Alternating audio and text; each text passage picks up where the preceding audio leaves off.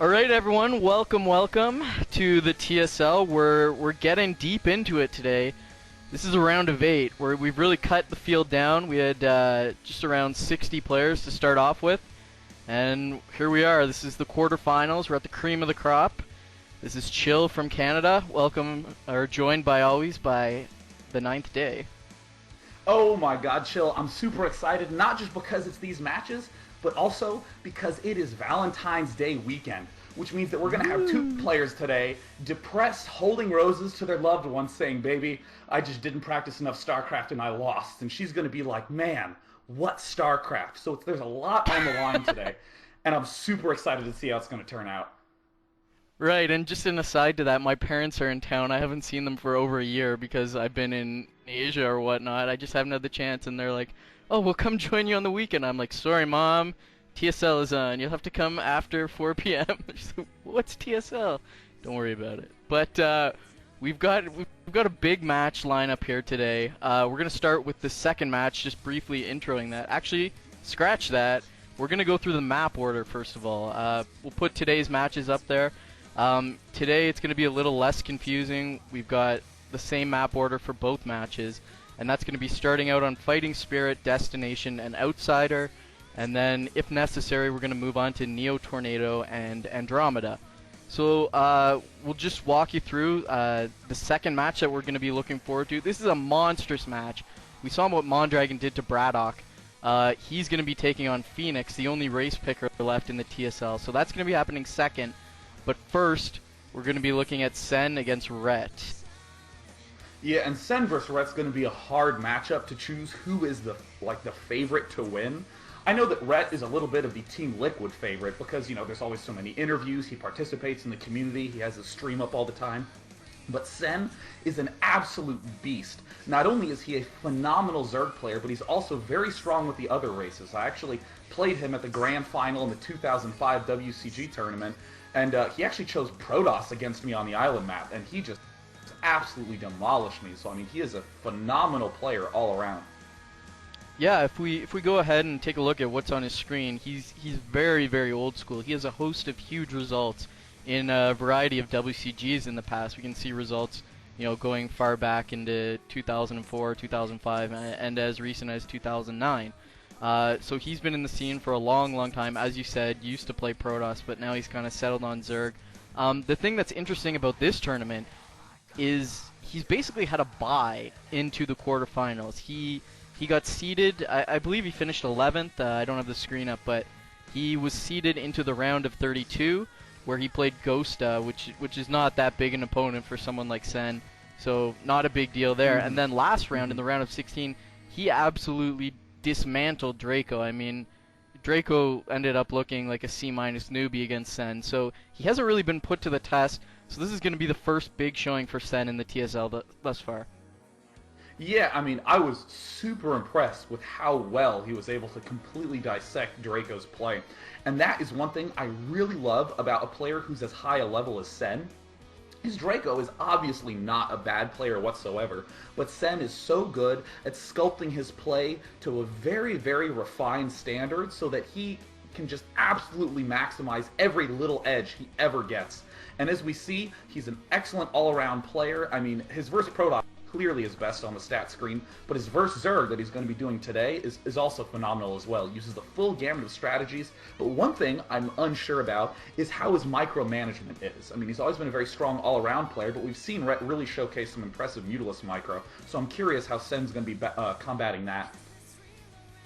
Right, and I can take that cue. Let's move on to our second player. This is probably one of the more famous players in the TSL after he's been to Korea. He's been a huge part of the community, always streaming. We're talking about Ret here, the monster Zerg. Yeah, I absolutely love Ret. He's an amazing player. He's very analytic and very calm when reflecting on his play.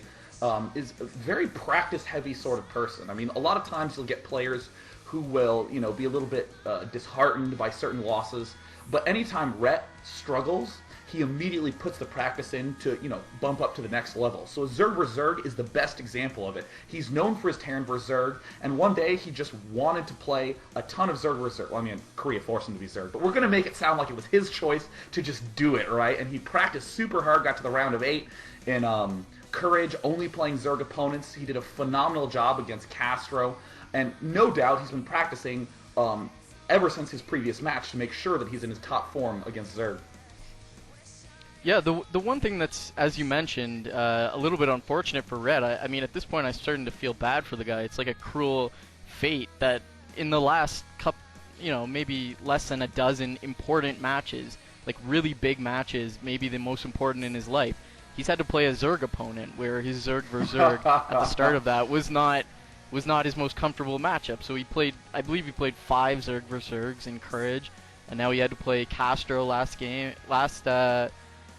round in the TSL, and now he's playing Sen, and if Mondragon wins, well, then he's going to be playing Mondragon. It just never ends for the guy. So the one thing we can take away from this is he's practiced his Zerg vs. Zerg. Every week, I'm going to expect to see Ret Zerg getting better and better. And admittedly, even by Ret, he didn't play the best against Castro, but he did detail some strong micro and a strong understanding of the matchup. So I'm going to expect to see a little bit of a cleaner Ret here in this match. I don't even know who's the favorite here, Ret against Sen. A lot of people are going to say Ret just because they know him, but Sen has, as you said, a very complete gambit of strategies and a very strong, deep understanding of the matchup. I don't know. Who are you taking in this match? I mean, personally, I think I might favor Sen just a little bit because I was on MYM with him for a long time. So we played many, many games on IC Cup. Actually, before it was even called the IC Cup, it was like what was the name of the server the Abyss? Beforehand? The Abyss. That's right. We played tons of games on the Abyss. And he just really puts the fear in me in Zerg vs. Zerg. So, I mean, I'm already getting nervous just casting, afraid that I will somehow lose. So, given that, I should be deferential. And I'm going to put my vote for Sen, but only by a little hair. I got to agree with you there. Yeah, I don't even know what to say. It's like 51-49 for me in Sen's favor. Let's go ahead and take a look at the first map that we're going to be playing today. This is going to be Fighting Spirit. If you tuned in to our last cast last week, which I'm sure everyone did, and if you didn't, shame on you, everything that we said back there about ZVZ is going to apply to here. Of course, we're going to go through it again just for your benefit, but the key thing, other than the architecture of the map, which isn't that big a feature in ZVZ, the main thing to take away from Fighting Spirit ZVZ, it's a 4-player map. Yeah, and I mean, there's a lot of sort of weird dynamics that go on. I mean, for instance, you kind of want to early expand because if you're cross positions, you're pretty safe from a 9 pool. And your opponent most of the time isn't going to 9 pool because it's a little hard to scout all 4 positions. So some players, like Ret we saw against Castro on this map, just go ahead and straight up 12 hatch at their expansion. A lot of players opt to be a little bit more safe and do the 12 pool, 12 gas, 12 hatch. But then some players are aware of that, so then they'll start 9 pooling or over pooling a little bit more to put pressure on those sorts of players. So it can end up as a weird guessing game. I wouldn't be surprised if Ret took advantage again of that 12 hatch expansion, but Sen, I'm expecting to do something a little bit more standard, like the just a very gentle early expand, the 12 pool straight into hatch. That's what I would predict the match to turn out because Sen has just such confidence in his play that I think he knows how to pull a win off even if he's up against a 12 hatch. Right, and the one advantage Sen has going in this matchup is he can take a look at all the games that Ret just played against Castro. Oh, so he can see what did Ret do on each map. Of course, Ret is not robotic enough or even foolish enough to just walk into and do every same strategy again. But when we start going through like the levels of thinking, well, maybe he thinks I'll do that, so if I do it again, he's not going to expect it or something like that. Really, it's a bit of a mess, a bit of a paper, rock, scissors situation. Let's just let the players show us what happened. Let's get right into it. Game 1.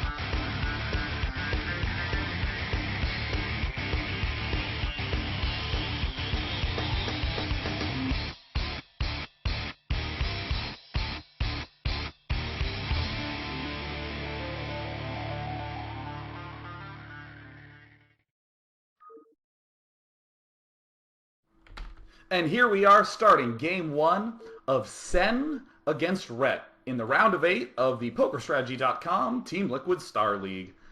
And man, I love your comment, Chill, that Ret right now has been playing so many Zerg versus Zergs that, in a sense, when he gets to the finals, he's just going to be like, oh, thank God, not a Zerg. Oh, it's all downhill from here. Oh, the final's the easy part, man. Just got to get through to that. And we do see Sen spawning as the red Zerg pieces in the top right.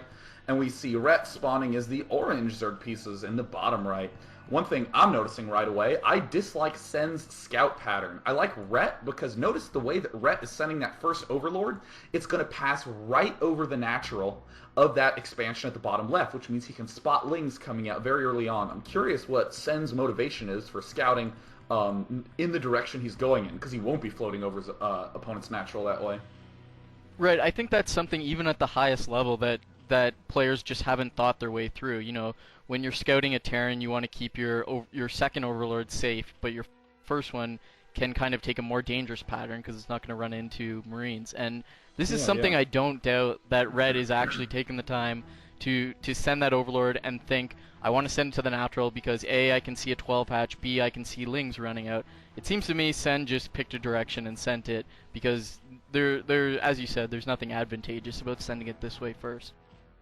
I mean, probably he's been playing for so long, it's literally an involuntary muscle reaction. He just boxes and clicks, and it's just, going to be done with it. Just trust your hands. Be confident in it. And oh, look at this. We already see Ret going for the 12 hatch once again. And if we look up at Sen's base in the top right, he is going for a hatch in his main. Ooh, that's a little bit fancy. Yeah, I'm not sure I like that. I think if you're going to 12 hatch, just put it at the natural and be done with it.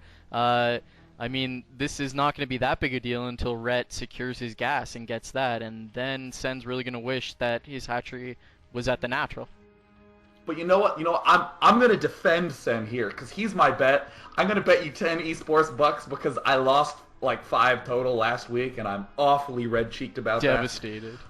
Oh, God, I got my neck snapped like a baby carrot.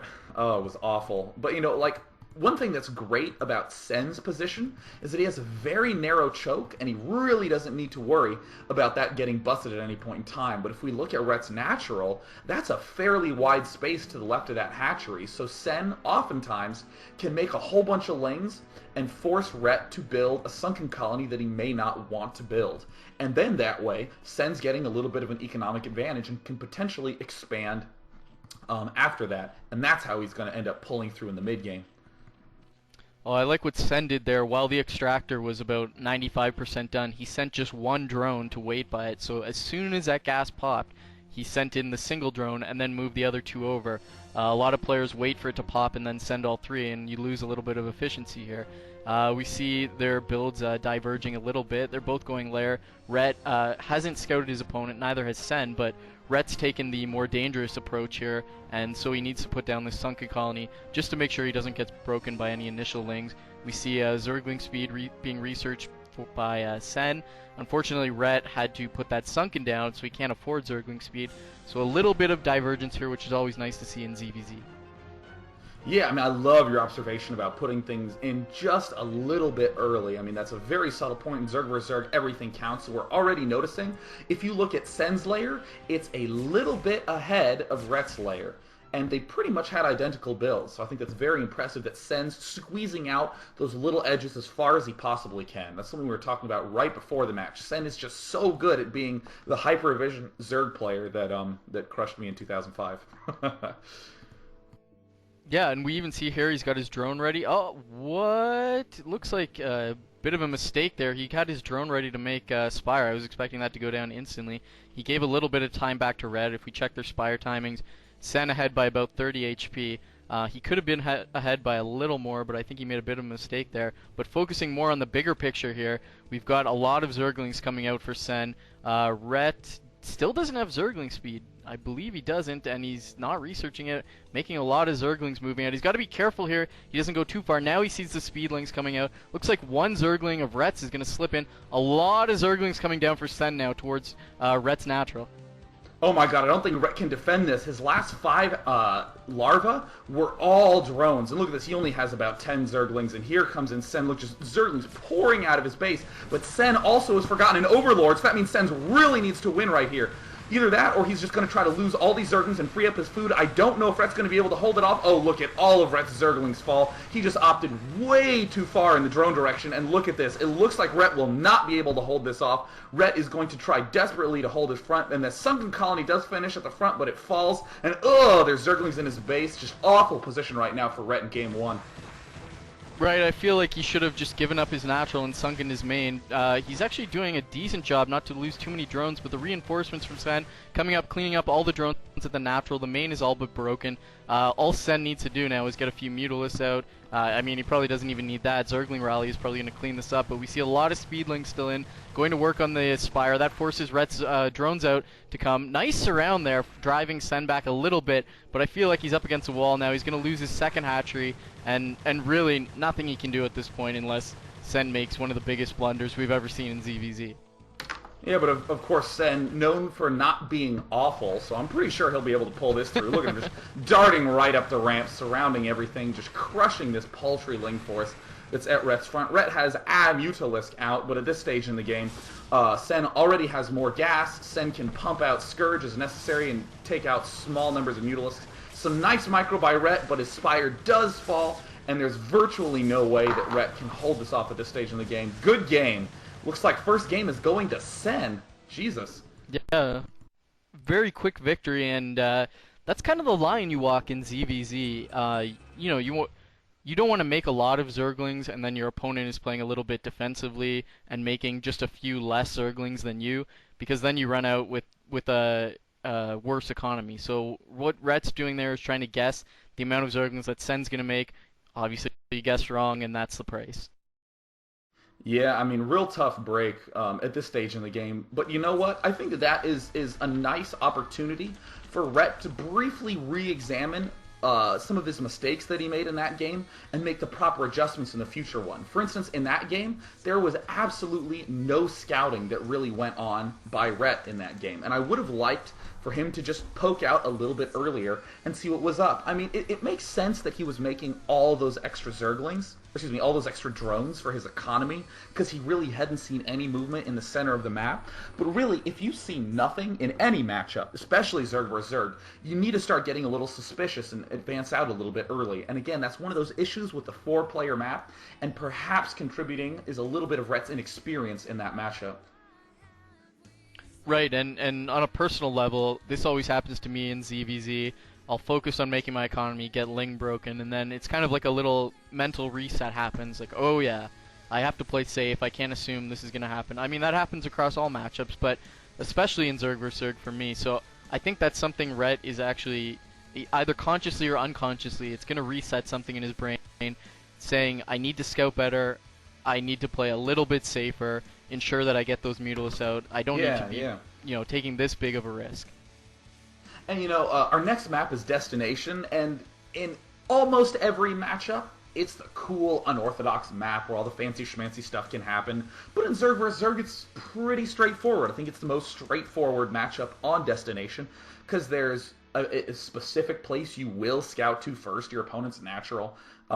There's not too much funky stuff that happens. All the possible strategies are fairly even on this map. 9 pools, over pools, 12 hatches, 12 pool into expand. All of them are very, very strong. So I think this is a nice opportunity for Ret to take a mental break and to adjust whatever sort of adjustment he's going to make, and just play his strengths right now. Yeah, I think that's very true. These players are both going to have a lot of experience with their own build on this map, and they're also going to know how their own build matches up against any of the possible other builds that the opponent does. We've seen, actually in the TSL, we've seen some hidden hatcheries and whatnot on Destination, but I feel like in the round of 8, especially with these two players drawing from this much experience, we're not going to see any fooling around. This is just going to be, a straight-up ZVZ as it can be, and it's going to come down to strategy, it's going to come down to tactics, and it's going to come down to execution. So that being said, let's get right into Game 2. Sen's got a lead, 1-0. Let's see what happens.